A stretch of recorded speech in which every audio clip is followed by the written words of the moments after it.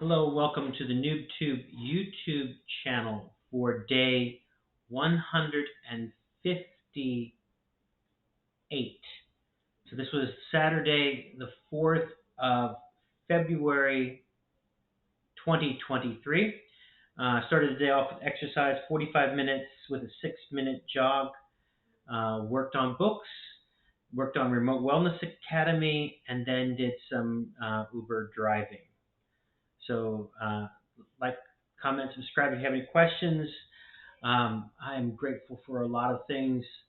I am grateful for the people coming to install solar. I'm grateful for people who get up on roofs because I am not a roof person. I'm not a heights person. And I'm glad other people are willing to do that because I'm not willing to do that.